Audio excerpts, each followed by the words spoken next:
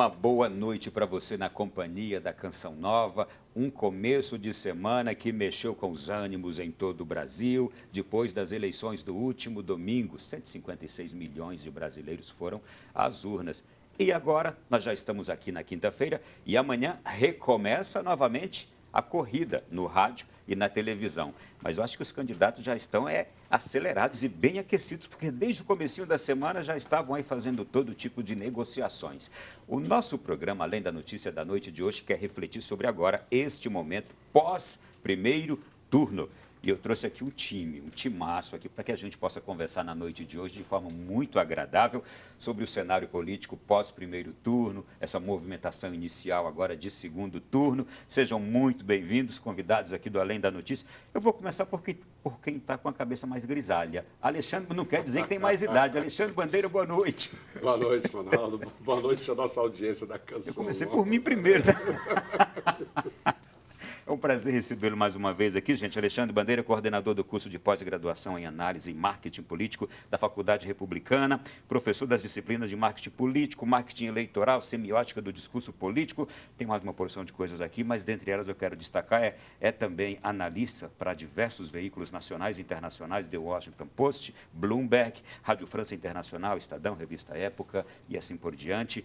Prazer mais uma vez tê-lo aqui. E converso agora com Valdir Pussi. Seja muito bem-vindo, cientista político também. Pussi, boa noite. Boa noite, Ronaldo. Muito bom estar novamente aqui com vocês. E esse momento é sempre agradável, né? Falar sobre tudo isso que está acontecendo, né, Pussi? É agradável e é gostoso demais discutir política, porque é discutir o dia a dia nosso, né? A política mexe com todos nós, então é um momento muito importante para o país. E a gente está cada vez mais interessado nela. O Pussi é mestre em Ciência Política e doutorando em Direito Constitucional pelo Centro Universitário de Brasília, UniCeub, na linha de pesquisa em Políticas Públicas, Constituição e Organização do Estado, e é diretor da Faculdade Republicana. Mais uma vez, obrigado, Pussi. Pussi, é italiano, Pucci. Mas vamos lá. O Gabriel Amaral, também cientista político. Seja bem-vindo, Gabriel. Você é o mais jovem de nós todos aqui. Bem-vindo. Nunca fiquei tão feliz de ser o último da fila.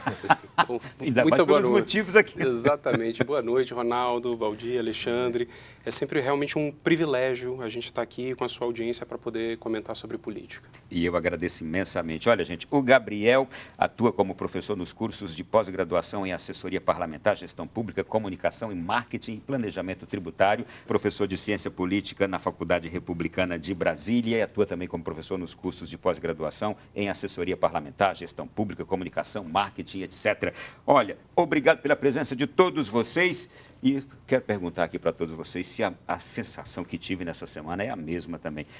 Tá uma semana diferente essa, não tá, gente? O que vocês acham aí, hein? Olha, está uma semana pós-eleição, né? Urnas abertas, o resultado agora a gente já conhece, é um pouco diferente do que trouxeram as pesquisas mais próximas aí do período eleitoral. Que a gente vai falar já sobre isso. Sim, também, sem dúvida nenhuma, mas eu acho que tem um sentimento de satisfação aí, porque tudo correu bem, né? Os fatos fora da curva é o que a gente já vê em toda a eleição, a dificuldade de um ou outro poder voltar. Reclamações também sempre tem, né? em todos os pleitos. Exatamente, mas então eu acho que a gente pôde fazer esse primeiro turno, não é fácil, é uma nação de 165 milhões de eleitores, né? Que puderam voltar desde os grandes centros até nas cidades mais longínquas, a urna esteve lá, esteve presente. E o resultado não foi questionado por ninguém, o que é melhor ainda, né? Então a gente vai para o segundo turno com uma saúde aí eleitoral e sem riscos à democracia, o que é melhor de tudo, né? Valdir Pussi, a gente sempre diz que as eleições municipais, elas mexem mais com os ânimos, mas eu acho que essa também agora mexeu também com os ânimos, porque ela aconteceu em cada município, né? Ela aconteceu em cada município. Na verdade, a polarização ela se expressou no país inteiro. É uma polarização que, num primeiro momento, é saudável, sim, como o Alexandre disse, se confirmou uma eleição sem violência, a não ser os casos isolados, só repetindo o que já foi falado aqui, mas é uma eleição que, principalmente, ela está decidindo o rumo do país num sentido de duas propostas muito diferentes num primeiro momento. Então, por isso que eu acho que ela causou essa emoção, essa comoção, e mais ainda, Ronaldo, ela teve uma situação de que os dois lados acreditaram que fossem vencer na noite de domingo. Havia uma certa esperança dos dois lados que tudo acabaria no domingo e nós temos mais um mês ainda de eleição aí. E, Gabriel, é verdade também que a gente percebe o brasileiro está mais interessado em política, o brasileiro está atuando, participando mais, e esse fenômeno seria também pela facilidade tecnológica? A facilidade tecnológica é, sem dúvida nenhuma, um importante vetor para ampliar as discussões políticas ou qualquer outro tipo de assunto, né? Mas como a gente teve um cenário eleitoral onde tem duas propostas realmente diversas e duas propostas já testadas, é mais fácil o eleitor convencional, o eleitor pouco engajado, até mais engajado, conseguir criar uma opinião formada sobre o seu voto.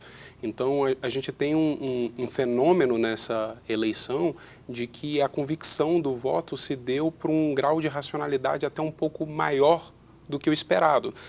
A gente costuma afirmar até que o componente central do voto é afetivo, né? O que define uma pessoa escolher um candidato ou outro tem a ver com a sua identificação com ele, principalmente para os cargos proporcionais, né? Mas nesse caso eles tiveram mais elementos de análise como eleitor para tomar a sua decisão, né? Não eram diversos candidatos com propostas semelhantes, né? A gente tinha candidatos com propostas bem diferentes sobre diversos assuntos.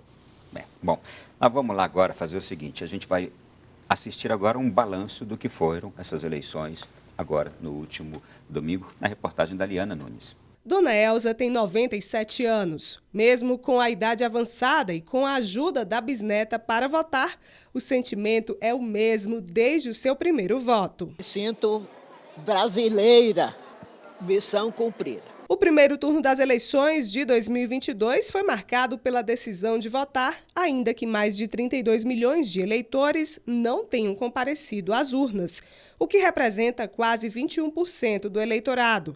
De acordo com a Justiça Eleitoral, o índice é um pouco menor do que o registrado nas eleições de 2020. Mesmo assim, brasileiros fizeram filas para exercer o papel democrático. Nossa responsabilidade, porque eu tenho 3 netas, eu não penso só nas minhas netas, eu penso nas gerações futuras. O segundo turno está agendado para o dia 30 de outubro. Lula e Bolsonaro vão disputar a cadeira do Planalto. As pesquisas eleitorais antes do primeiro turno apontavam uma possível vitória de Luiz Inácio Lula da Silva no dia 2 de outubro. Mas os números nas urnas foram diferentes. Na última terça-feira, foi protocolado no Senado Federal um pedido de instalação de CPI para apurar os sistemas de pesquisas eleitorais de intenção de voto. O objetivo é averiguar as diferenças desses resultados, tanto os relacionados à presidência da República, como também nos de governos de 21 estados, mais o Distrito Federal. O texto cita os impactos dessas pesquisas na formação do cenário político eleitoral e na decisão do voto do eleitor.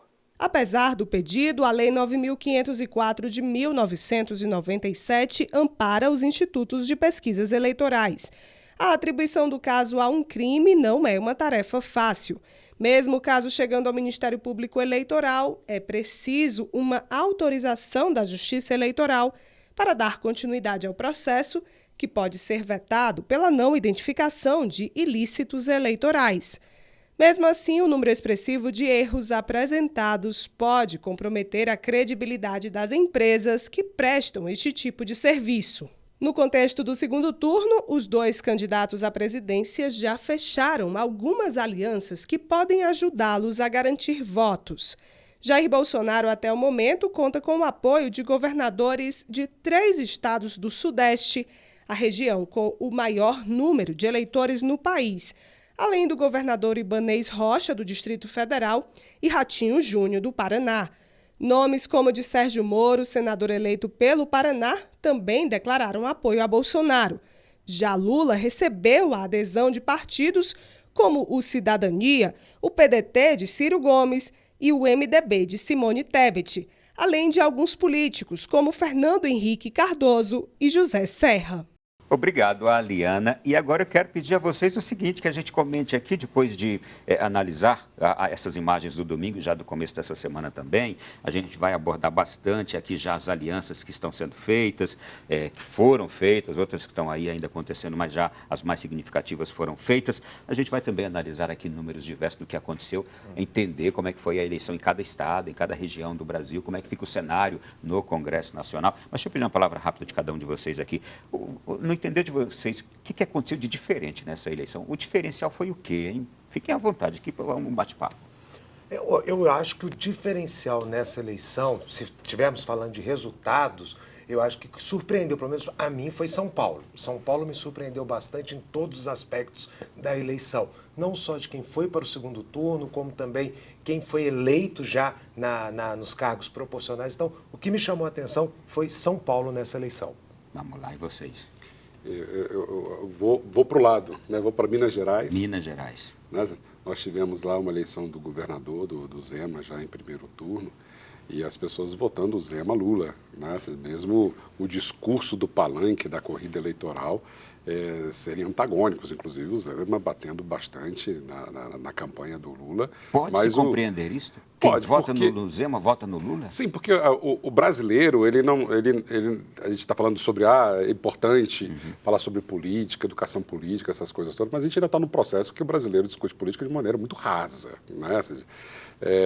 E os programas, até mesmo período de campanha eleitoral, não permite que a gente aprofunde muito na questão de projetos, propostas e essas coisas todas. Então, a gente fica muito na personalização do político. Então, o mineiro ele resolveu escolher que Zema é bom para governo e Lula é bom para presidência e acabou. Né? Então, e às vezes, se a gente fizer muito no exercício do que foi a nossa participação na urna também, como nós votamos, provavelmente nós também não temos um pensamento alinhado, né? Nós votamos diferentes, de repente, para diversos candidatos. Né? Você me chamou a atenção com uma palavra aí, o brasileiro ainda tem uma percepção rasa, embora esteja mais interessado, mas ainda uma percepção rasa das questões políticas, não é? Aí, Gabriel, e aí, o que você acha que aconteceu aí de diferente? Não me surpreendeu muito os resultados das eleições majoritárias, porque a gente já vem nessa construção de um cenário de polarização algumas eleições já, né? Então não foi muito surpreendente os resultados, mas nas proporcionais o resultado foi absolutamente diverso do nosso histórico, né? Muito se deve também pelo fato da proibição das coligações, né?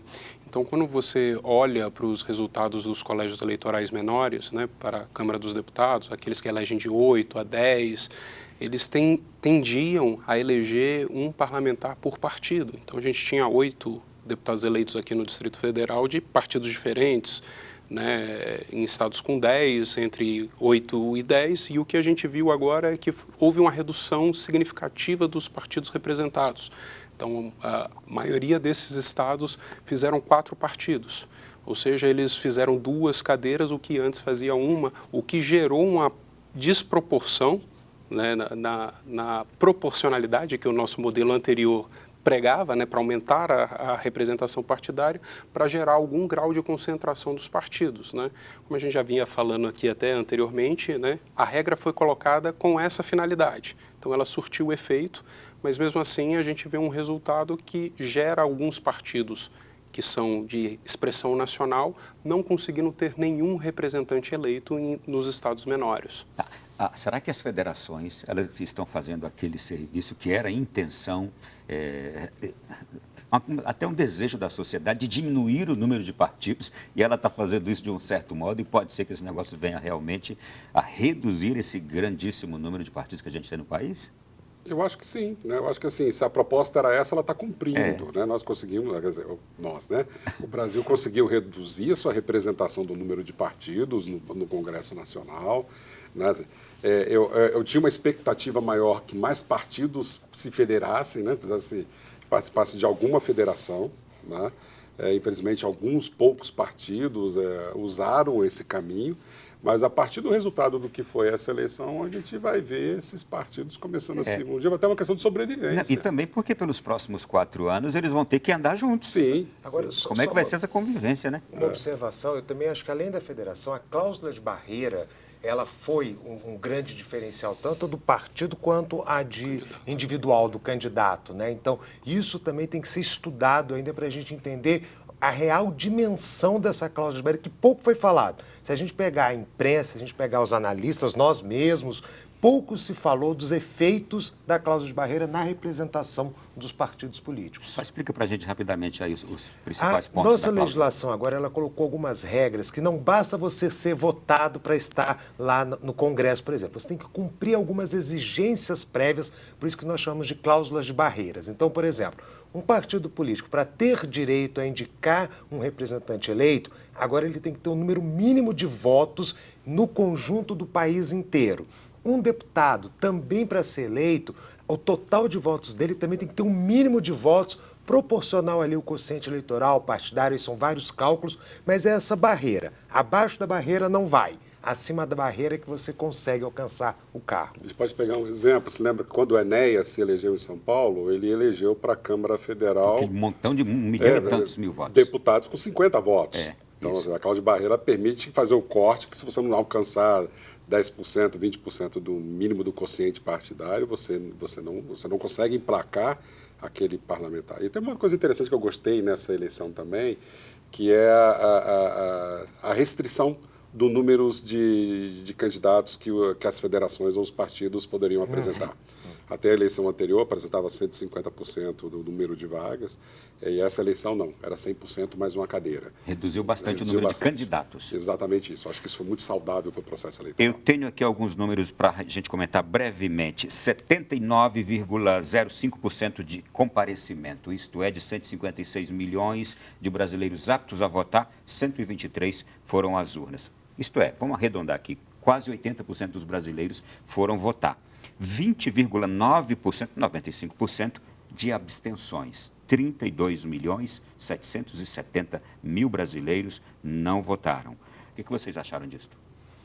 Ela seguiu a tendência histórica das eleições do Brasil. A gente tem essa média de se perder no primeiro turno algo em torno de 20%. Né? Seguiu a média. Seguiu a média. Né? O que a gente não teve foi um descolamento dos votos brancos e nulos nos cargos proporcionais, que na majoritária se mantinha nessa faixa de 20% e nos proporcionais tem um pouquinho a mais dessa proporção, mas se manteve de forma alinhada, né? Então, segue a perspectiva histórica do que a gente tem dos resultados das eleições, não tem algo de novo. O que nos assusta é que, dada a polarização, a expectativa é que seria a primeira eleição a se reduzir. E se manteve, então provavelmente não tem a ver com a discussão estritamente política, o comparecimento ou não das urnas, e tem mais a ver com questões de acesso, né? A dificuldade do eleitor de comparecer à urna do que o fato dele estar engajado ou não engajado na disputa. Tendência de segundo turno é que esse índice de abstenção aqui se mantenha, aumente, diminua? Eu vejo que esse índice... São 32.770.000 pessoas. Eu acho que ele ainda vai subir um pouquinho. Eu acho que nós teremos aí alguns eleitores de Simone Tebet, de Ciro, que vão preferir não ir às urnas a ter que escolher, mesmo com um grau de polarização alto, mas eu acho que ele tende a subir um pouquinho para esse segundo turno. Vocês compartilham? Eu tenho dúvidas, mas nesse exato momento tem que ser uma aposta mesmo. A gente não tem como ter nenhuma afirmação mais contundente, né? Agora, se tiver que apostar, eu aposto com o Valdir. Muito bem, vamos lá. Eu já vou correndo aqui, que o tempo já voa também. Gente, eu quero trazer já aqui o resultado para presidente da República que a gente viu aqui e já fazer uma análise breve com vocês. Pessoal, colocar ali para a gente o que esperar agora deste segundo turno, 30 de outubro, a partir do resultado que a gente analisou. Vejamos ali.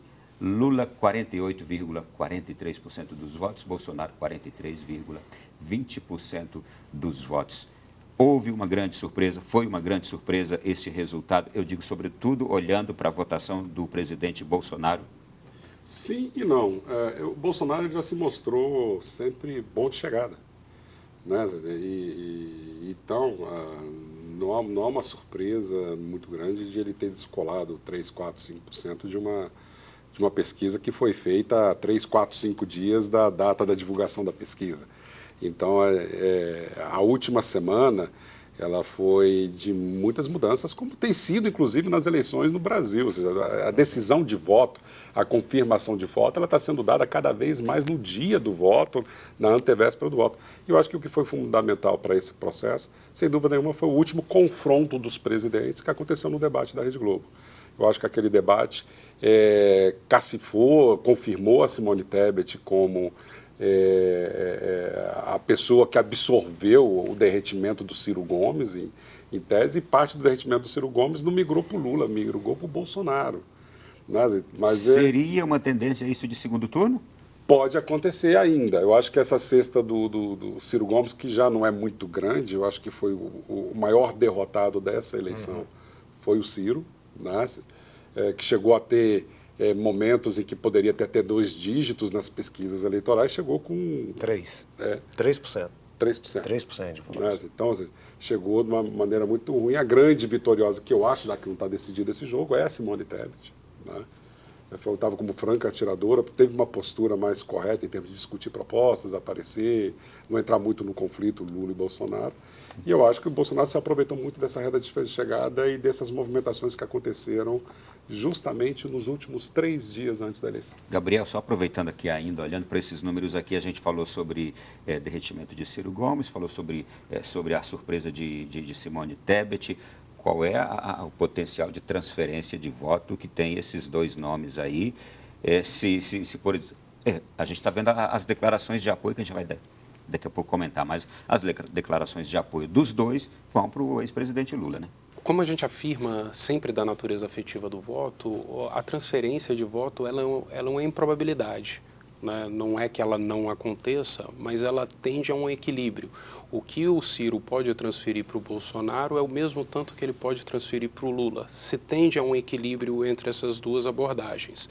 O ponto a ser discutido é aonde acontece a migração.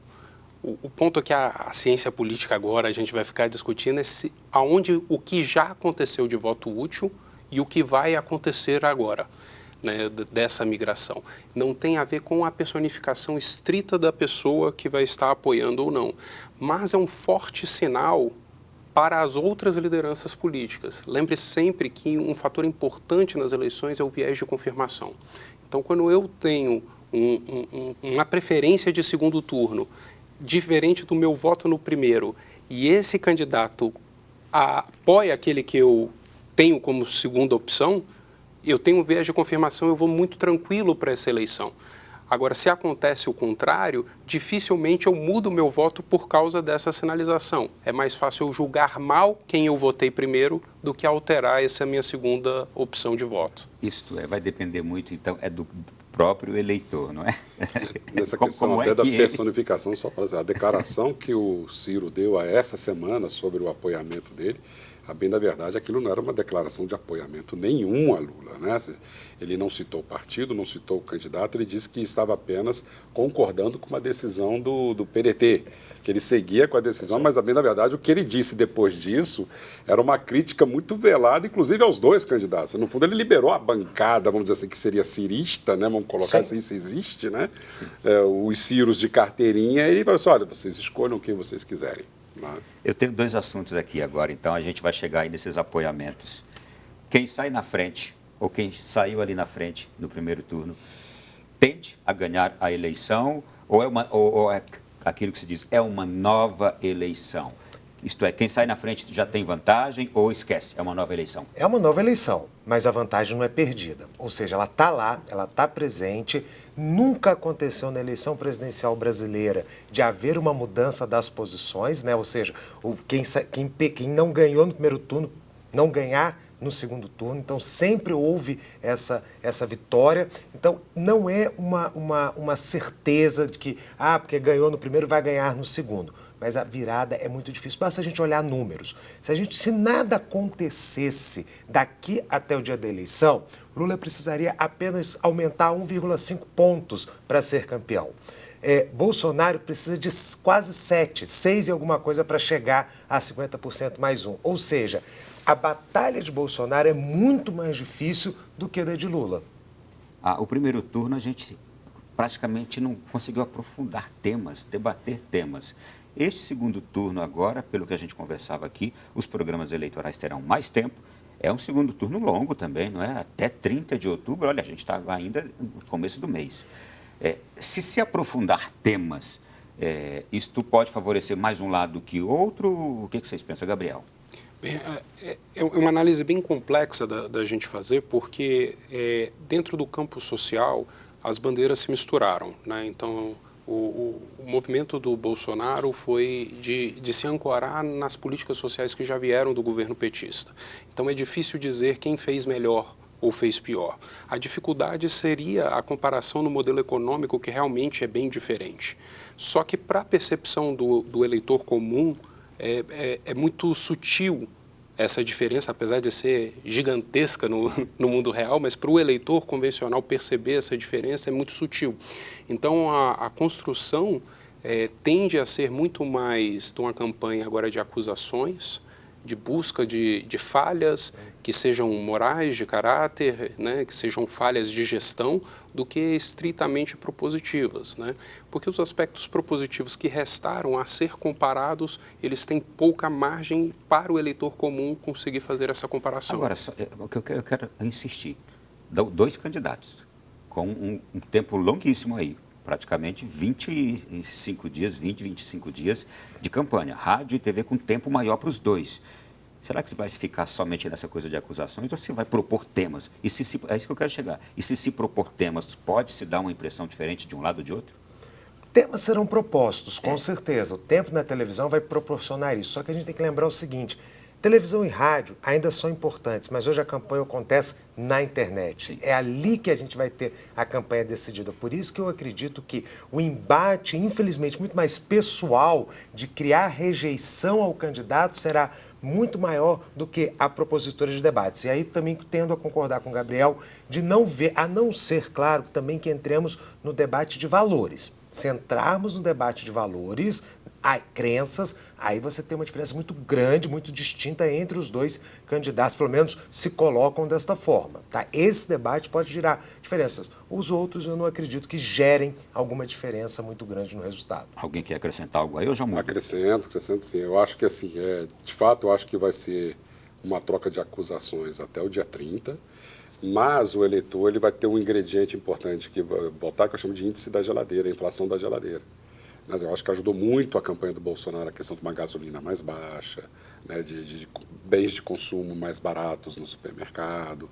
Então, acho que esses elementos... E essa tendência continua no mês de outubro. Né? Se nós tivermos uma tendência de queda da inflação e melhorar um pouquinho o poder de aquisitivo, e ainda esses programas que o próprio presidente já abarcou essa semana, 13º para mães, então a gente está vendo uma situação que é tentar entrar nessa questão do eleitor que vai falar, olha, é tudo corrupto, né? Tudo não presta, mas pelo menos a minha vida está melhor ou pior nesse momento. Então, a inflação da geladeira. O cara vai abrir a geladeira e vai dizer, opa, eu tenho comida, não tenho comida, e eu acho que esse voto ele pode migrar nessa situação, e é onde o Bolsonaro, de uma certa forma, creio eu que ele vai trabalhar um pouquinho nesses últimos 30 dias até a eleição de 30 de outubro, tentar fornecer para uma base de eleitores que não pertence a ele um motivo para que esse eleitor possa vir a votar no Bolsonaro. Muito bem. Eu vou fazer o seguinte, esse bloco já está ficando por aqui, mas na volta eu quero trazer aqui uma análise ainda maior sobre os apoios dos dois lados, porque a gente está vendo coisas aqui que... eu estou vendo Sérgio Moro, Dallagnol, Zema de um lado, Rodrigo Garcia, do outro lado tem a Simone Tebet com a força da campanha dela, que era para o lado das mulheres, a gente tem o PDT do Ciro Gomes, Cidadania, a gente tem esses partidos de esquerda que já declararam o apoio ao outro lado do presidente Lula. Então, já a gente volta para falar disso e do Congresso que mudou, e aí a gente vai analisar o Congresso Nacional, ok? Depois do intervalo.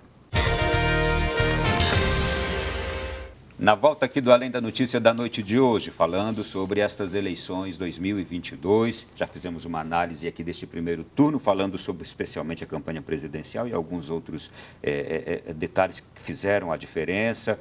E agora a gente volta para analisar um pouco mais de Congresso e de apoios que os dois candidatos já receberam neste começo de semana e para a gente entender o quanto isso pode fazer a diferença ou não. Vamos lá. Olha, Eu quero trazer alguns personagens aqui importantes que a gente não sabe se poderão fazer diferença ou não. O Sérgio Moro reatou com o Bolsonaro, não é? O Deltan Dallagnol também manifestou o apoio ao presidente Bolsonaro e disse que vai para campo, não é? Nós tivemos o governador Romeu Zema, de Minas Gerais, o candidato ao governo de São Paulo, Rodrigo Garcia, os governadores eleitos do partido do presidente Bolsonaro, o Ratinho, o Júnior no Paraná, o Castro, alguns nomes assim. Do outro lado do partido do ex-presidente Lula, a gente teve também Simone Tebet, a terceira colocada, como manifestando uma grande força, o partido do Ciro Gomes. A gente tem outros partidos que estavam ainda independentes, por exemplo, o Cidadania, que manifestou, nomes também de pessoas diversas. Eu queria até que vocês acrescentassem mais nomes que vocês estão vendo aí que manifestaram esses apoios e uma análise de como esses nomes podem ou não fazer diferença. Até agora, até hoje, no dia de hoje que nós estamos vendo, nenhum apoio surpreendeu, ou seja, alguém que você imaginava que estivesse apoiando um lado e veio para este. Sim, ou seja, nós tivemos, vamos pegar, por exemplo, governadores eleitos. Castro, no Rio de Janeiro, surpresa nenhuma, queria apoiar Bolsonaro no segundo turno. O próprio Zema, Partido Novo, que desde o início se colocou contra o PT, desde a sua fundação, também não vejo surpresa. Os governadores do Nordeste apoiando o Lula, também não há surpresa. Então, não houve até agora um apoiamento que de fato parasse o país e falasse, poxa, esse aqui é um apoiamento que me surpreendeu ou que tenha surpreendido o país. Eu vejo, Ronaldo, esses apoios, acho que o professor Alexandre botou muito bem, é uma demonstração de força, mas que no dia a dia, na prática da eleição, no conquistar votos, é muito mais um palanque para o candidato subir do que, de fato, vai convencer alguém que já tem decidido votar mudar, ou então fazer com que, eu vou votar nele porque ele está sendo apoiado por aquela pessoa. O voto é mais personalista no Brasil. Outra pergunta também, Gabriel. E esses apoiadores, eles entram em campo de verdade? Será que eles vão para cidades? Será que eles vão para todas as regiões ali de seus estados pedir voto para aquele candidato que eles estão dizendo que agora que apoiam? Essa é uma pergunta de R$1 milhão, né? A gente saber efetivamente o que vai motivar alguém que já foi eleito entrar em campanha. O que a gente pode afirmar é aqueles que não foram eleitos, eles sim vão entrar porque vão usar de palanque. Vão usar do palanque presidencial em prol deles e vice-versa, né? Um fator importante dessas sinalizações é que são vários jogos acontecendo ao mesmo tempo. Não é somente a eleição está acontecendo agora. Começa-se o novo desenho da governabilidade para o próximo presidente, seja qual dos dois for eleitos. E esses apoios sinalizam para investidores externos, para investidores nacionais, sinaliza que existe uma construção de pontes para que o governo que seja eleito, ele consiga construir a sua maioria dentro do Congresso, que ele consiga ter uma boa interface com os estados, né? A gente ter um governo bem alinhado, historicamente, onde você tem o presidente da República, o governador e o prefeito da capital, você tem um forte investimento público.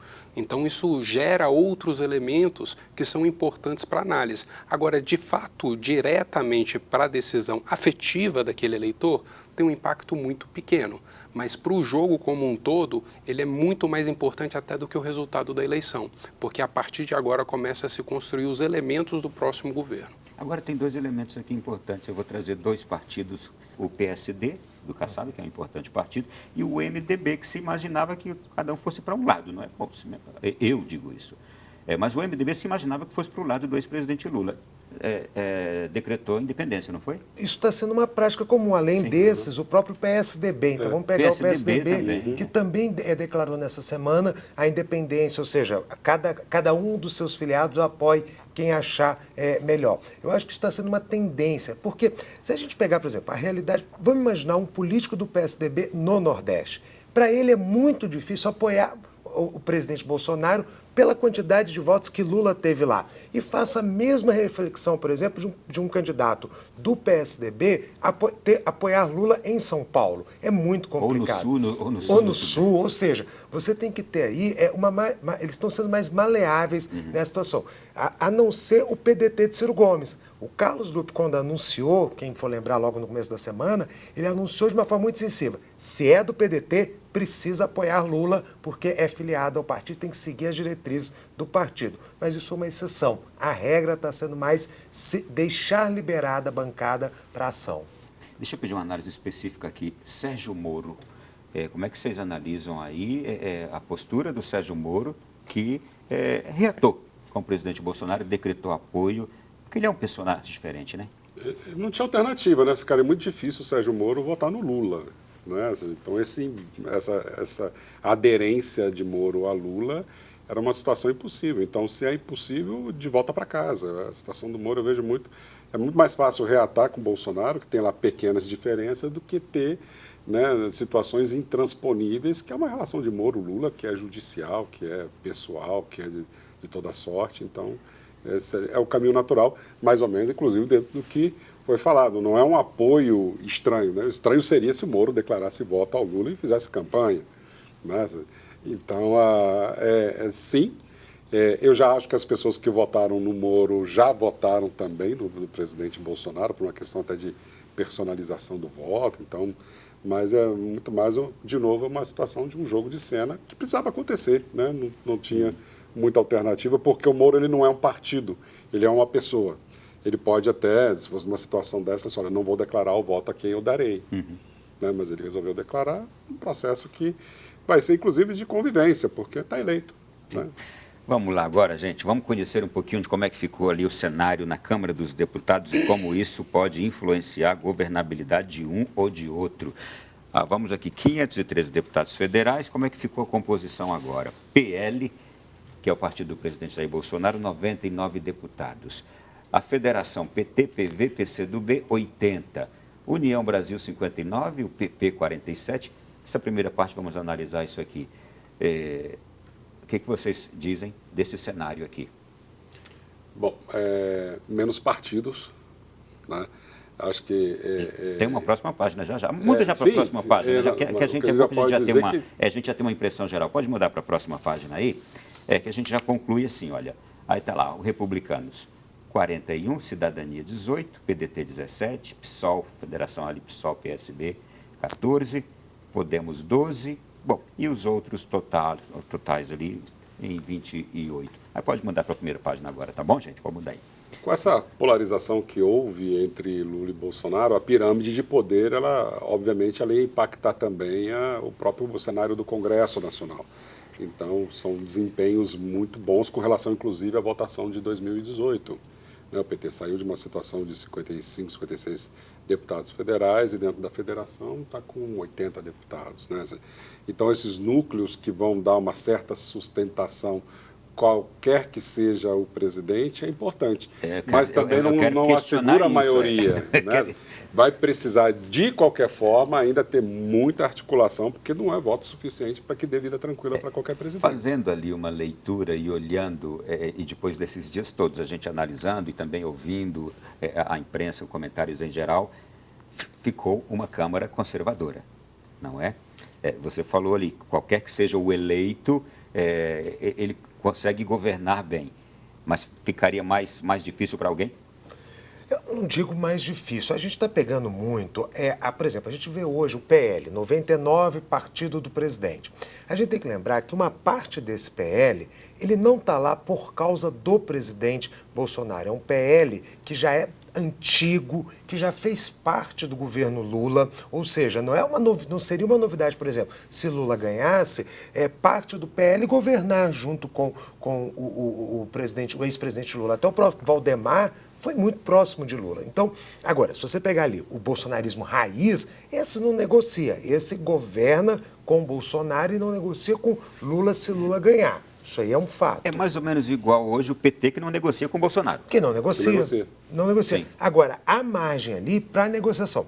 Eu acho que o que mais atrapalha, não sei se vocês vão concordar comigo, não é necessariamente a formação da bancada, é o orçamento secreto. O orçamento secreto, orçamento de relator, o nome que a gente quiser dar. O nome que se der. O nome que quiser dar. Esta forma hoje, como o orçamento é tratado, é que pode sim, na minha opinião, dificultar o próximo governo, independente de quem seja. Ou ele aceita que hoje nós temos muito mais poder nas mãos do Congresso Nacional e trabalha com isso, ou aí sim ficaria ingovernável. Gabriel, vamos lá. Olhando para tudo isso aí, qual é a tua percepção e análise? Bem, primeiro que o Bolsonaro tem uma pequena vantagem numérica e também uma vantagem do grupo de apoio ser menor. Então, se você somar os partidos que anunciaram apoio ao Bolsonaro de fato, que é o próprio PL, o PP e o Republicanos, dá 188. Isso.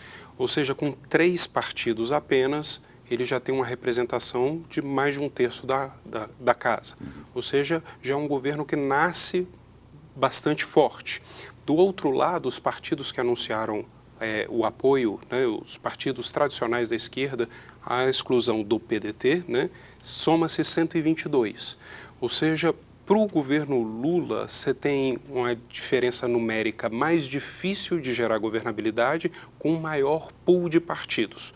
Então, o custo transacional do governo Lula é um governo que vai ter um custo transacional maior. Né? O governo Bolsonaro já parte com um custo transacional menor, mas é natural também pelo fato dele ser o status quo atual. Então, o ponto de partida da negociação do governo Bolsonaro é muito mais confortável do que o ponto de partida de negociação do governo Lula. Mas a grande massa do parlamento, ele é composto não só pelas legendas, mas das confusões internas das próprias legendas. Ou seja, qualquer um dos dois consegue construir essa governabilidade. Mas dado esse avanço institucional, que alguns podem não gostar e outros gostarem do orçamento secreto, seja o nome que for ser dado, esse é um mecanismo de gerar governabilidade para o modelo de presidencialismo de coalizão no Brasil que afastou o processo de corrupção diretamente de Brasília. Houve uma migração, talvez o ponto mais eficiente do menos Brasília e mais Brasil se deu pelo orçamento secreto. Né? Houve uma maior pulverização desses recursos para a ponta e se acontece algum processo de corrupção vai acontecer na ponta. Mas, em troca, você ganha um mecanismo bastante eficiente para gerar governabilidade para o presidente da República. Bom, e aí, neste aspecto, então, para o presidente Bolsonaro, ficou mais cômodo governar, ficou mais cômodo governar até agora e seria mais cômodo continuar governando desse jeito, nesse modelo. Sim. Eu faria um pequeno, assim, aí tem que olhar para trás e olhar para frente. Mas, o modelo de governança que o Bolsonaro tem hoje, ele já tem um custo orçamentário, secreto ou não, muito elevado. Essa relação estabelecida entre Palácio do Planalto e Congresso Nacional, ele já custa um ativo muito alto ao governo hoje. Então, ou seja, não deve se mudar isso para um segundo turno.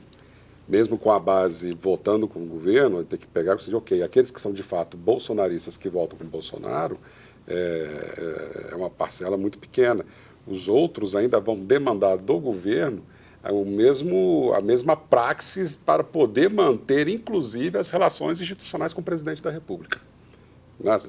E independente se for presidente ou não, o que a gente tem que dizer é o seguinte, que parte desses partidos, eles vão estar com o governo, seja qual o governo for. E era a crítica que fazia o Ciro Gomes, né? Ele disse que se tem um sistema hoje que precisa mudar. Qualquer um que entrar ali hoje, se não mudar esse sistema aí, exatamente isso. Não muda o país, segundo ele, segundo dizia o Ciro, né? Que precisaria mudar esse sistema de governabilidade que está aí. Não é isso? Vamos analisar agora o Senado Federal, como é que ficou. Vou pedir ao nosso pessoal que mostre para nós. E a gente vai começar aqui com os senadores eleitos por região e partido. Vamos começar com a região norte, ali como é que a gente ficou. Davi Alcolumbre, que está voltando, foi eleito lá no Amapá. Doutor Irã, está vindo por Roraima. O Omar Aziz está voltando, no Amazonas. O Alan Rick está vindo lá do Acre, era deputado, né? Isso. Quem mais aqui? A professora Dorinha, do União, também era deputada, não é? Isso. Vem agora lá do Tocantins. E no Pará, o Beto Faro está vindo. Era também deputado o Beto Faro, se eu não me engano? Ele está vindo agora. Não me recordo agora. Eu também não me recordo. Está vindo agora como senador. Então, a região norte é este quadro que a gente tem aí. Vamos dar um giro, se alguém quiser fazer algum comentário particular sobre quaisquer um desses, senão a gente já muda para... Roraima, acho que é importante que ela tenha uma família tradicional, né? O Romero Jucá, né? E a ex-esposa deles foram candidatos e não se sagraram o êxito. Inclusive, o Romero Jucá perdeu justamente para o doutor Irã a vaga do Senado em Brasília, né? Então, havia uma expectativa de que ele pudesse retornar depois de um ostracismo de um mandato não conseguindo êxito. Novamente, ele não retornou a Brasília, né? E o Omar Aziz aproveitou, logicamente, que soube surfar bem a questão da CPI, da saúde, e confirmou a sua presença nessa única vaga, que é essa eleição para Senado. Ela é sempre muito difícil, porque é uma vaga só. Né? Daqui a 4 anos, de negociação, não tem. né? Ou acerta ou não acerta. Né? E apenas destacando, você falou ali do Romero Jucá, e ele estava na frente nas pesquisas todas, e o doutor Irã, na última semana, contou com o apoio do Bolsonaro, que fez campanha todo dia para ele. Né? Isso que eu digo, a gente tem que sempre olhar muito com critério, porque assim, Bolsonaro é bom de chegada. Né? A gente tem que aprender isso, os institutos vão ter que aprender isso. A gente vai ter que, de repente, adotar um novo modelo. Por exemplo, nos Estados Unidos a gente usa muito tracking, né? Ou seja, a pesquisa é toda hora.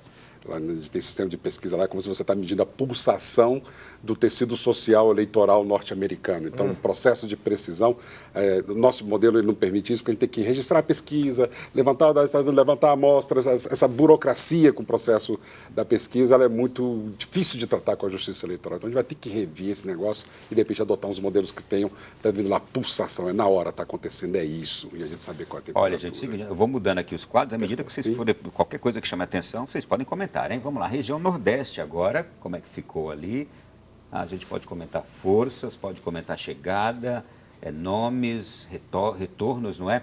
Vamos lá, no PT, no Ceará, a força do PT se manteve lá, e o atual governador, não é? Até agora o governador Camilo Santana se elegeu senador. Lá no Maranhão, Flávio Dino, que também estava no governo. Interessante isso, os governadores do Nordeste se elegeram, aqueles que se candidataram se elegeram para o Senado. O Wellington Dias do PT, no Piauí, estava no governo, também se elegeu. Tem o Renan Filho. O Renan Filho, exato, está ali lá em Alagoas. A Tereza Leitão, Pernambuco colocou 3 mulheres ali agora, 2 na final do governo, e trouxe a primeira senadora mulher. A força feminina em Pernambuco está muito grande, está muito forte. Verdade. O PT manteve-se forte lá também. O Efraim Filho, foi uma surpresa o Efraim Filho lá na Paraíba, não é? A eleição dele. Chegou lá, jovem, o Efraim Filho. Temos ali o Rogério Simonetti, no Rio Grande do Norte, que na verdade é o Rogério Marinho. Sim. Tá ali, está Simonetti, é o Rogério Marinho, foi chamado de senador das águas lá. O Laércio Oliveira em Sergipe, do PP, e o Otto Alencar na Bahia. Alguém destaca alguém aí, alguma coisa? Eu destaco o Renan Filho em Alagoas, né? Nós temos outro Renan chegando agora no Senado. Renan pai e filho agora no Senado. Isso, acho que tem que destacar isso, né? Porque Renan é um nome importante no Senado, gostemos ou não dele, alguns gostam, outros não, mas é um nome de destaque dentro do Senado. Renan Filho entra agora e Renan vai com certeza tentar, acredito eu, concorrer novamente à presidência do Senado de alguma forma. Então, aumentando, botando mais o Filho agora na bancada, eu acho que isso dá uma força a Renan nessa disputa aí do Senado, que alguns nomes já começaram a despontar para a presidência do Senado.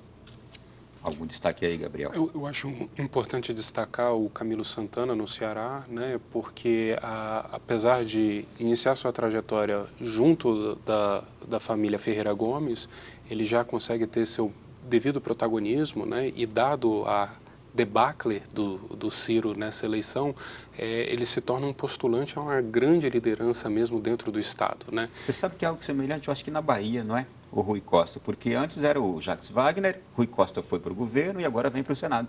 Isso. Pode ser algo semelhante, né? Exato. Né? Um outro resultado que também acho que vale bastante a pena chamar a atenção é o da Tereza Leitão, em Pernambuco, né? O seu suplente, o primeiro suplente é o Silvio Costa. Então, apesar de ser uma candidatura do PT, foi uma construção. Né? Então, teve um pool de partidos para essa construção dessa candidatura do Senado em Pernambuco. E o último destaque que eu dou é do Otto Alencar na Bahia, né? Que independente da acirrada disputa por governo do Estado, ele conseguiu surfar sozinho, né? Desde que veio de vice-governador.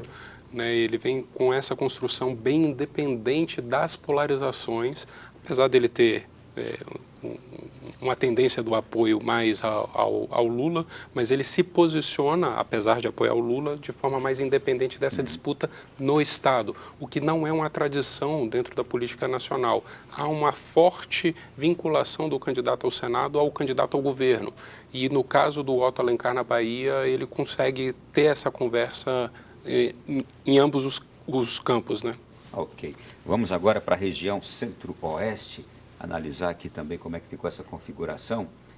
A gente vê a Damares Alves aqui em Brasília, do Republicanos, o Wilder Moraes em Goiás, do PP, o Wellington Fagundes, do PL, lá no Mato Grosso, e a Tereza Cristina em Mato Grosso do Sul, também do PP.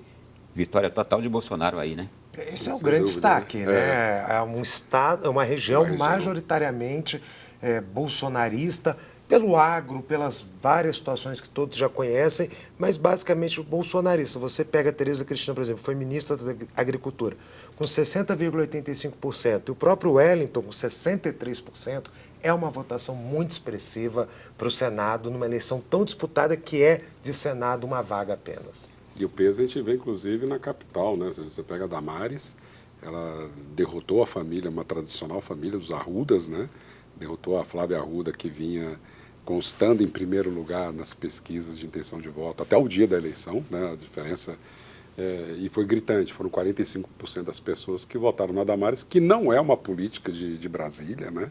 Ela foi implantada em Brasília, não pelo Bolsonaro, mas pela esposa dele, a Michele Bolsonaro, e conseguiu uma votação avassaladora em Brasília, dada a condição em que ela chegou e a disputa que foi.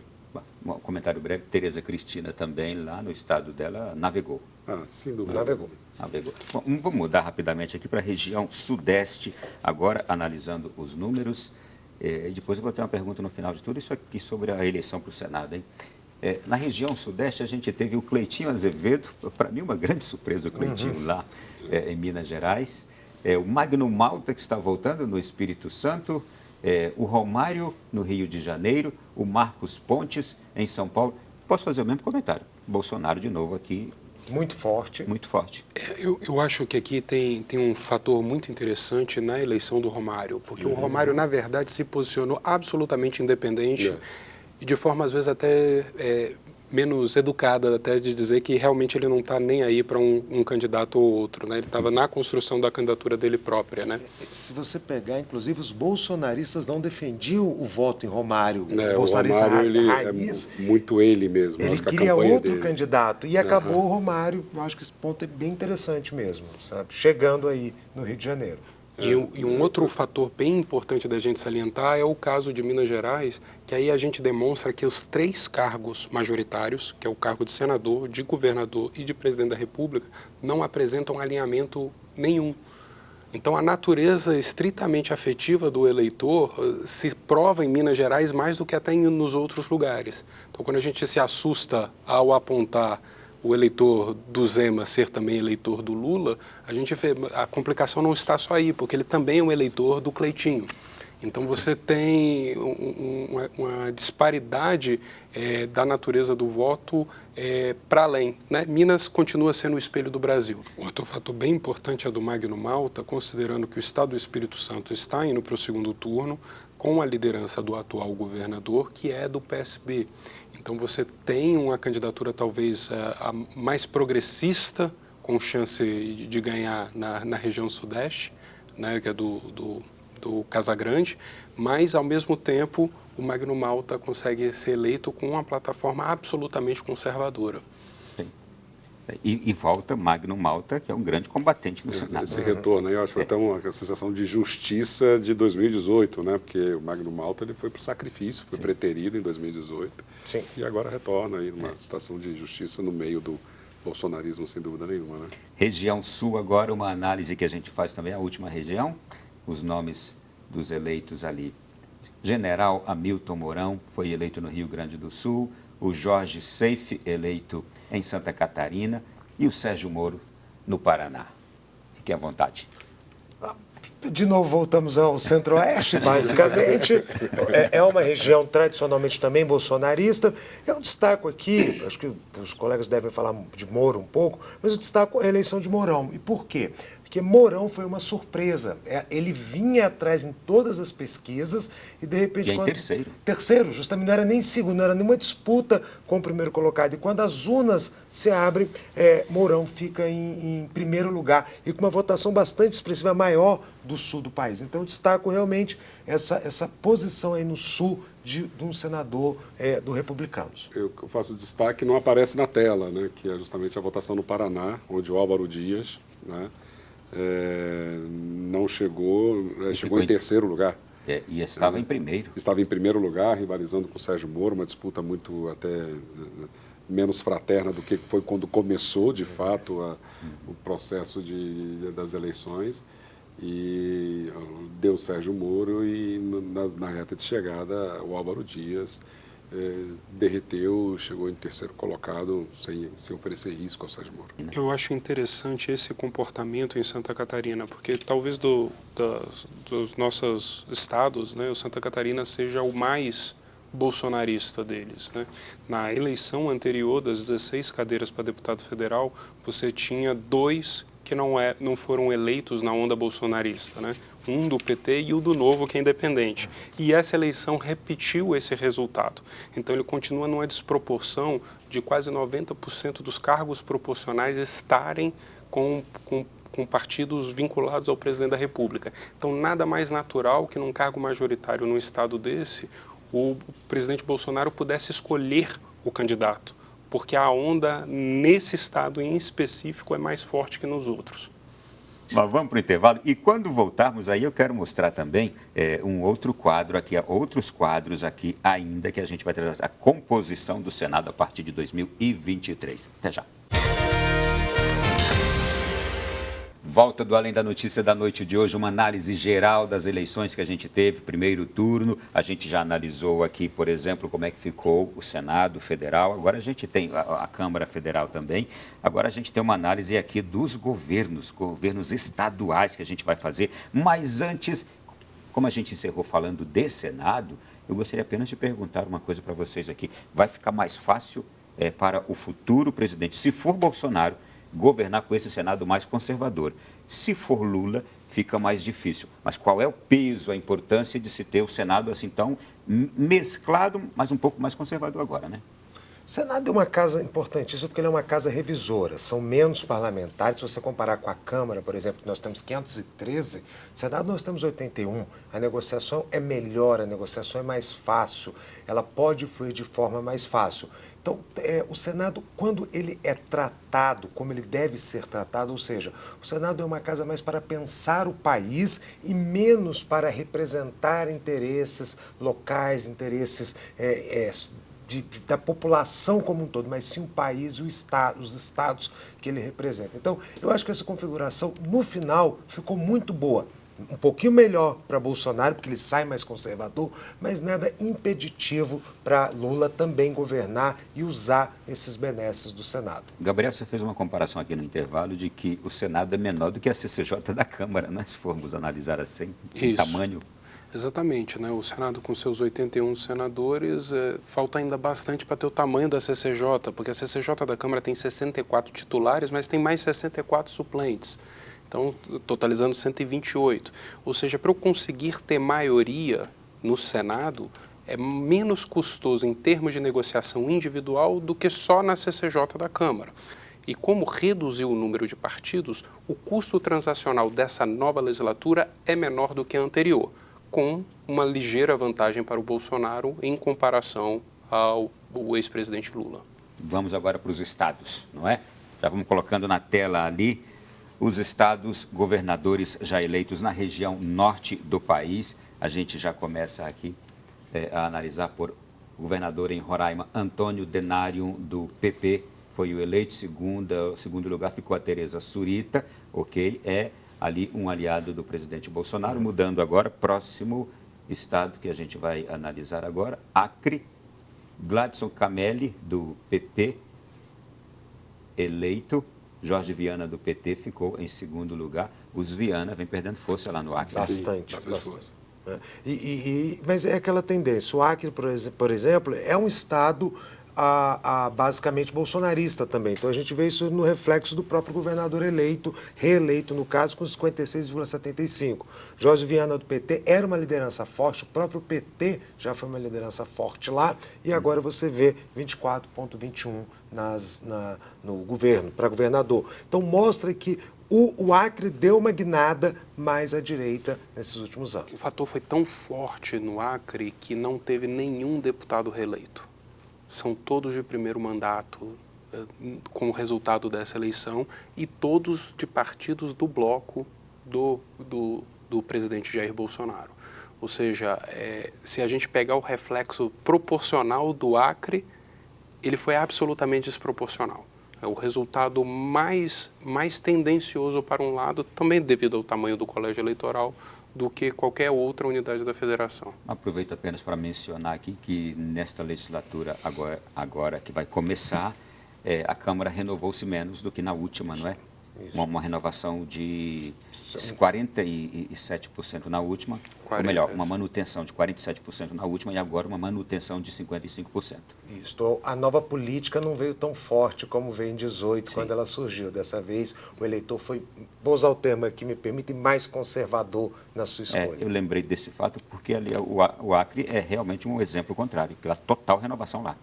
8, vamos lá. Seguindo o próximo estado agora da região norte, a gente tem o estado do Pará, mostra a força ali dos Barbalhos, continua o pai e filho. Helder Barbalho reeleito, 70% dos votos, Zequinha Marinho em segundo. Vamos para o próximo estado, para que a gente já avance aqui ainda, todos os estados da federação. Tocantins, o Vanderlei, do Republicanos, reeleito, o Ronaldo Dimas ficou em segundo lugar, a gente já chega ao final da região norte. O Amapá, Clécio, do Solidariedade, reeleito, 53,26%. Jaime Nunes, do PSD, 42,92%. A gente tem agora o estado do Maranhão. Vamos lá. O Carlos Brandão, do PSB, foi reeleito.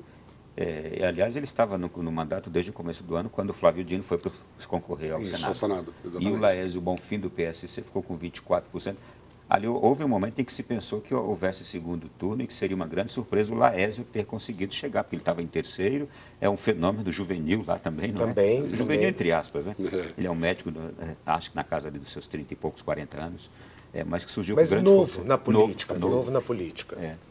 Vamos seguir, próximo estado agora, Ceará. Bom, agora já é Nordeste, né? Nordeste. Vamos, Ceará, é Humano de Freitas e Capitão Wagner. Aqui a gente viu também um fenômeno de mudança ali na última semana, né? E a briga dos Gomes, né? Acho que isso aí é o principal ponto.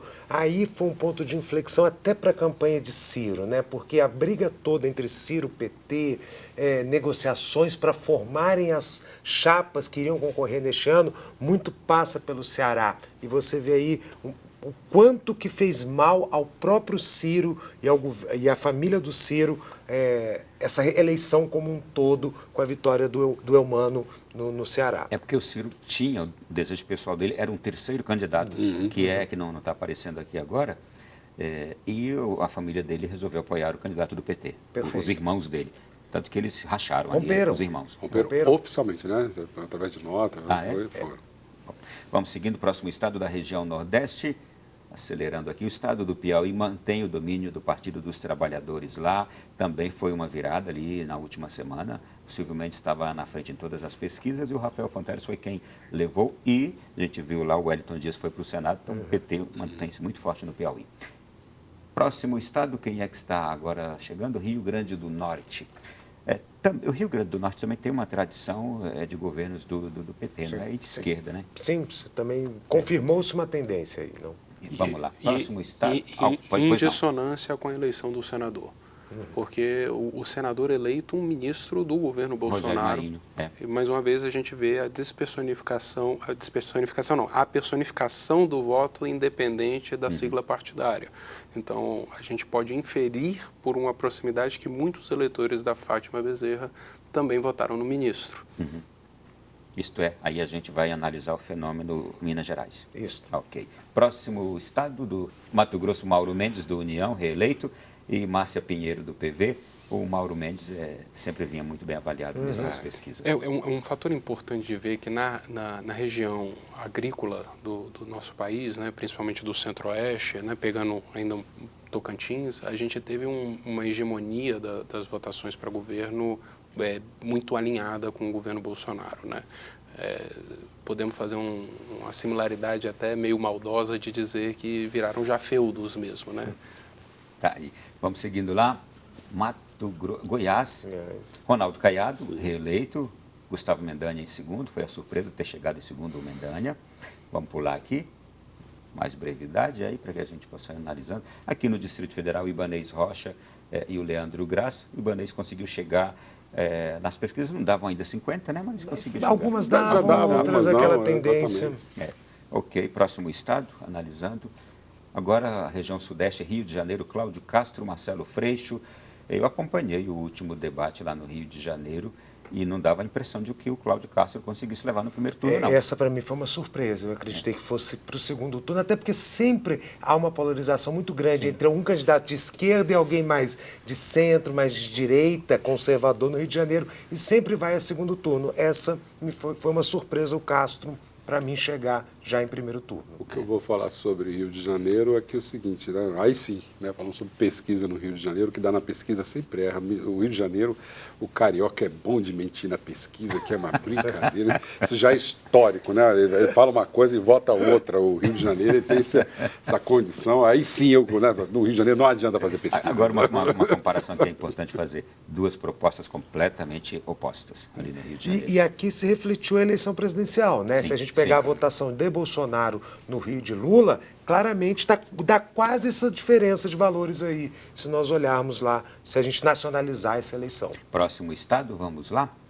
Agora temos Minas Gerais, a gente já comentou bastante sobre Minas, vamos pular Minas, não é? Vamos lá, já foi objeto da nossa reflexão em vários aspectos. O estado do Paraná, Ratinho Júnior, Roberto Requião, algo a dizer aí? Não, para mim já era quase que uma certeza de reeleição em primeiro turno. Muito bem avaliado lá o Ratinho Júnior. Bom, agora a gente voltou para a região norte, Amazonas, vamos lá. Agora é o segundo turno que a gente vai analisar, ok. Vamos lá, o Wilson Lima e o Eduardo Braga. O Eduardo Braga não estava aí na perspectiva, não. Mas acho que é uma eleição muito difícil. Muito difícil ali, não é? A diferença foi grande. Foi. Muito difícil reverter. Muito difícil reverter. Ok, vamos seguindo então. Rondônia, nós temos o coronel Marcos e temos o Marcos Rogério, senador aqui bastante conhecido em Brasília, sobretudo ali na CPI que a gente teve da Covid, não é? Ali realmente algo imprevisível. Eu acho que esse é um daqueles casos que são bem interessantes da gente colocar, porque a gente vem fazendo algumas críticas sobre as pesquisas e num cenário como esse, a pesquisa, por mais certeira que ela possa ser, ela não tem menor possibilidade de me dar qualquer resultado, porque a diferença de votos dentro desse cenário, com menos de 30 dias, jamais vai sair da margem de erro. Não tem como eu trabalhar com qualquer resultado dentro da margem de erro, a não ser que seja uma pesquisa mais longa do que os 30 dias para pegar um movimento tão longo, tão pequeno que seria possível dentro disso daí. Vocês comentaram alguma coisa, os dois são do mesmo espectro ali. Isso. Não é? O que é determinante, vocês que dão aula sobre isso? Determinante em casos assim, defendem as mesmas bandeiras, as mesmas pautas, muito semelhantes. O que é aí? Já que nós temos dois candidatos, se eu tenho dois candidatos que defendem praticamente o que eu defendo, eu vou para aquele que eu acho mais simpático, aquele que eu tenho maior afinidade para poder votar. Não é uma decisão... Entra também aí o mais carismático. O mais carismático, justamente. Não é uma decisão racional no sentido de propostas. Quem é mais carismático? Agora para segundo turno no Nordeste. Gente, aí também foi uma coisa que eu acho o fator emoção... acho que foi determinante aí para esse segundo turno. Um fator importante é que a Marília Reis saiu do PT, né, para bancar a candidatura, né, ela não está no PSB. O PSB, que tem 20 anos de governo lá, não vai ao segundo turno. E apesar de ser talvez eu não tenho certeza se foi o maior, mas foi um dos maiores distâncias do Lula para o Bolsonaro, foi em Pernambuco. Não se refletiu na expectativa que a disputa do governo do Estado ficasse com partidos do campo da esquerda. Imaginava que seria a Marília Reis né, com o candidato do atual governo do PSB, que seria o Danilo Cabral. Danilo Cabral. Se tinha essa expectativa. E a Raquel Lira, né, com o PSDB, aproximou do discurso do bolsonarismo e conseguiu chegar ao segundo turno, né? Então, e aí aconteceu aquele fenômeno na manhã do domingo das eleições. O esposo da Raquel falece, né, um infarto fulminante, e ela que estava em terceiro ou era quarto na pesquisa? Ela já vinha apresentando uma tendência de crescimento nas pesquisas, né? Mas realmente esses fatores imponderáveis, eles sempre têm muito impacto nas eleições. E eu conversei nesses últimos dias com pessoas de Recife dizendo assim, Ronaldo, a tendência é a Raquel ganhar. A comoção, né? Sim. Isso mexe. Vamos lá, seguindo mais estado lá da região Nordeste, segundo turno, João Azevedo, do PSB, político conhecido, e Pedro Lima, filho do Cássio Cunha Lima, família também tradicional da política lá, um jovem e um senhor já idoso. O Pedro Lima, um jovem. Mas duas casas políticas já tradicionais, aí eu acho que também é uma briga muito interna do Estado, não se nacionaliza essa briga, ela fica realmente dentro do Estado, dentro das discussões locais. Alagoas, Paulo Dantas, do MDB, candidato dos Calheiros, não é? Renan Pai e Renan Filho, e Rodrigo Cunha, do União, que é o candidato do Arthur Lira, não é? Sim. A disputa lá também é acirrada. A disputa é muito acirrada, aí não dá, nem mesmo com essa margem grande do Paulo Dantas, não dá para a gente fazer uma previsão, porque ali pode acontecer movimentos, inclusive de Lira. Isto é, porque ali são pessoas boas de briga política. Sim. São partidos e são grupos bons de briga. Alagoas sempre teve essa força política, essa briga política muito presente dentro dos políticos ao longo da história, na verdade. Então, uma briga bem bonita de se ver lá. No próximo estado, Sergipe, segundo turno entre Rogério Carvalho, do PT, é senador, e o Fábio, do PSD. Mitidieri. Sim. E aí, o Fábio é deputado? Deputado. Sim. E um fator importante no caso de Sergipe é que o PSD no Nordeste e no Norte, ele tende a acompanhar uma linha mais progressista, estaria mais alinhado ao Lula. E nesse cenário, empurra-se pela disputa o comportamento do PSD em Sergipe ser o contrário, porque é o que o mantém competitivo face a uma candidatura do PT. Vamos lá. Próximo estado que a gente tem agora é a Bahia. Esse aí vocês têm muito a falar. Fiquem à vontade. Fiquem à vontade. Bahia sendo a Bahia, né? Porque não é a primeira vez que isso acontece. É quase que inacreditável o que acontece ali na Bahia. É inacreditável, mas não é a primeira vez na Bahia. Essas viradas já ocorreram na Bahia e neste nível de virada. Agora, eu acho que eu sei que a gente pode tentar nacionalizar. O ACM não quis nacionalizar muito essa questão, porque ele sabe da força do PT, e eu não vou nacionalizar minha resposta. Eu acho que o grande problema de ACM Neto foi o bronzeamento nas entrevistas. Eu acho que aquilo ali, pro baiano, pegou muito ruim, pegou muito mal. O fato dele se declarar de branco para pardo, isso até, eu acho que na Bahia ficaria ali dentro, não seria uma repercussão muito grande. Agora, quando ele vai para aquela entrevista, que ele põe aquele bronze, aquilo ficou muito antinatural. Eu ponho a culpa desse resultado em ACM Neto. Não põe nem na política, nacionalização ou não. Eu acho que ele errou muito feio nesse gesto dentro da Bahia. E é importante explicar isso. Quer dizer, então, que depois da declaração de que ele era pardo, então que ele foi para uma entrevista e fez um bronzeamento mesmo. Um bronzeamento mesmo. É por isso que eu estranhei na entrevista do dia da eleição, ele realmente bastante escurecido. Sim. E ele fez isso, né? Quando houve a repercussão, né, a ACM Neto se declara pardo, havia se declarado branco na eleição anterior, se declara pardo. Houve uma repercussão interna no Estado, alguns comentários. Qual foi a resposta dada por ACM? Se ele tivesse ido lá, não, ele se bronzeia e vai para uma entrevista. E eu acho que ainda piorou, porque eu não sei se vocês acompanharam o debate. No debate ele estava mais bronzeado ainda do que ele estava na entrevista. E o pior foi ele dizer que ele já era assim. Que ele já era assim. A gente vê ele todo dia, vê foto dele não poderia dizer, não, eu já sou assim. Eu sempre fui desta cor. Você vê que era antinatural. Então, o maior errado foi a ACM Neto. E no estado como a Bahia, que você tem uma população negra, que se orgulha muito né, dessa negritude na Bahia, ela é muito forte. Parece que foi uma malandragem, uma trucagem, ele quis se apropriar de algo que não pertencia a ele. E, na verdade, ele nem precisava desse pertencimento. Pelos índices que ele né? estava Exatamente. lá. Né? Uma barbeiragem de campanha aí, muito grande. Vamos lá, seguindo, Mato Grosso do Sul, segundo turno entre Capitão Contar, do PRTB, e Eduardo Riedel, do PSDB. Ali aconteceu também um fenômeno no último debate presidencial, não é? O Capitão Contar, será que o fato dele chegar ali é por causa do debate presidencial? Difícil da gente analisar, mas eu acho que sim. Eu não cravo, mas foi por isto. Mas com certeza ajudou bastante essa votação, eu não tenho dúvidas. É importante explicar que houve um embate entre o presidente Bolsonaro e a Soraya Tronic, e naquela hora a Soraya Tronic parece que cobrou dele ali um posicionamento. Um apoio, né? Um apoio. E aí ele parece que inverteu o apoio, foi isso? Na verdade, o partido dele, o PL, apoiava outro candidato. Que é do...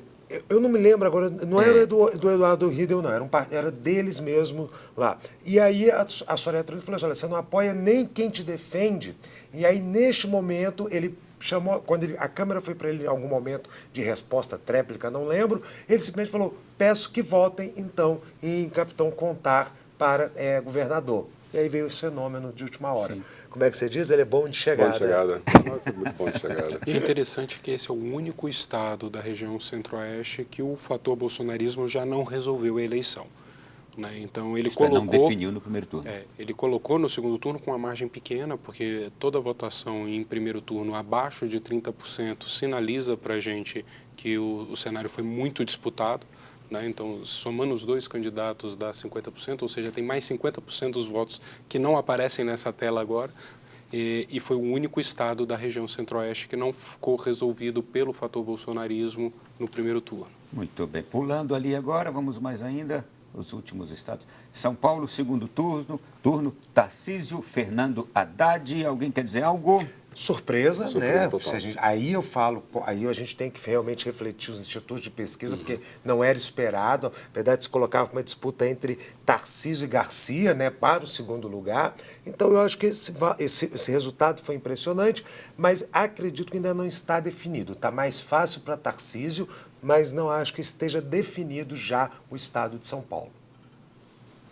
Vamos seguindo o próximo estado agora, Espírito Santo. Renato Casagrande, a gente falou agora há pouco, e o Manato também não chegaria, e chegou, né?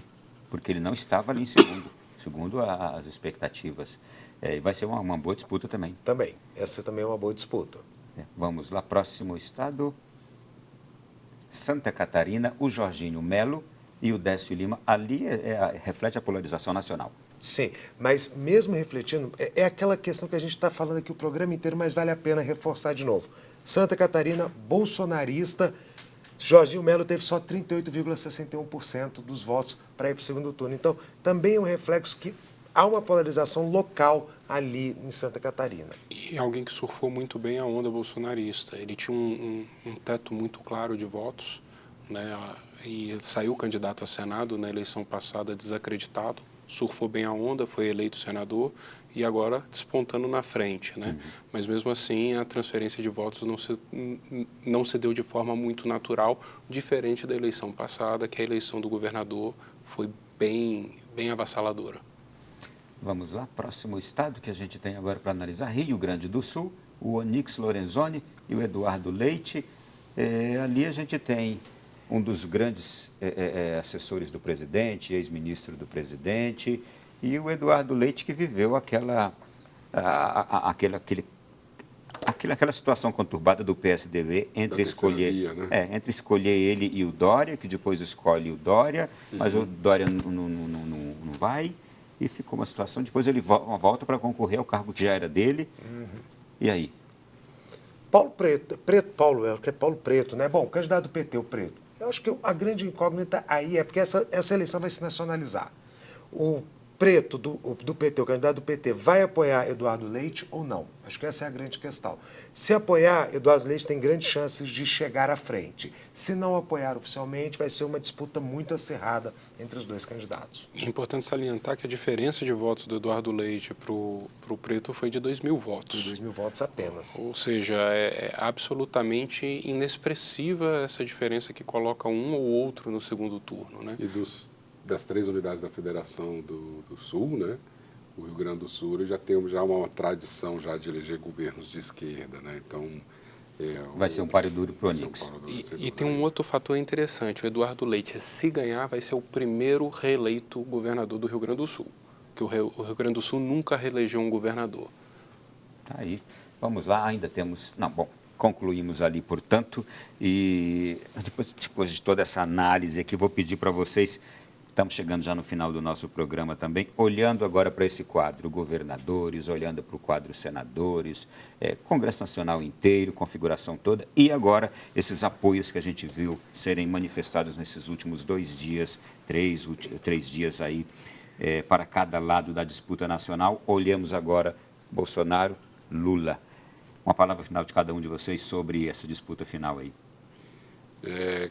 Vai ser uma guerra titânica, né?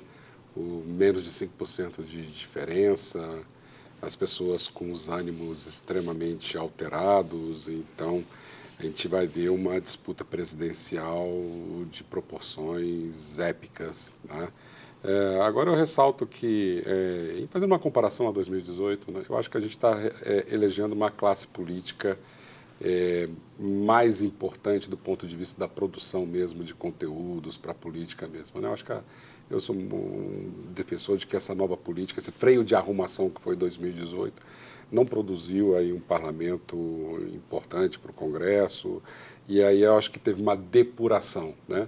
Bons representantes das 2 alas, das 3 alas, né? Nós temos aí oposição, nós temos o Centrão, que a gente precisa conservar, que o Centrão está aí também, né? Mas eu acho que houve um processo de amadurecimento de 2018 para 2022 agora, sem a perda de espectro.